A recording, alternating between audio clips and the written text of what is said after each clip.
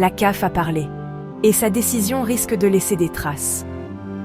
Aux premières heures de ce jeudi, la Confédération africaine de football publie ses sanctions après la finale explosive de la CAN 2025 à Rabat. Une finale déjà marquée par des scènes de chaos, des interruptions inédites et des tensions rarement vues à ce niveau. Premier point clé, la plainte déposée par la Fédération royale marocaine de football est rejetée. La CAF refuse d'aller plus loin contre le Sénégal, malgré les articles du règlement invoqués par l'affaire MF. Pour Rabat, c'est une ligne rouge. Pour l'instance africaine, le dossier est clos. Côté sénégalais, les sanctions tombent, mais restent mesurées. Le sélectionneur Pape Bouna Thiaw est suspendu 5 matchs et écope de 100 000 $ d'amende.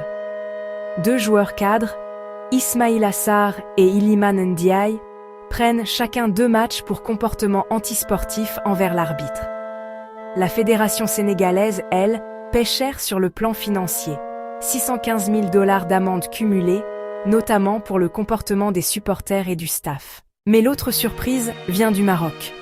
Achraf Hakimi est suspendu 2 matchs, dont un avec sursis. Ismaël Saïbari prend 3 matchs fermes et 100 000 $ d'amende. La FRMF est aussi sanctionnée pour l'attitude des ramasseurs de balles, l'intrusion dans la zone VAR et l'utilisation de lasers en tribune. Facture totale, 315 000 $ d'amende. Au final, personne ne sort vraiment indemne. Mais dans l'opinion marocaine, un sentiment domine, celui d'un équilibre artificiel. Des sanctions partagées, mais une plainte rejetée. Des responsabilités diluées, malgré des images qui ont fait le tour du monde. La CAF a choisi de refermer le dossier rapidement, au nom de l'ordre sportif.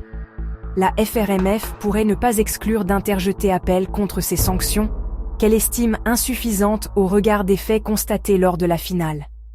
L'hypothèse d'un recours devant le tribunal arbitral du sport, TAS, serait sérieusement envisagée dans la perspective d'obtenir une révision des décisions disciplinaires jugées trop clémentes. Si ce genre d'histoire t'intéresse, abonne-toi. On parle tous les jours du Maroc et du monde ici.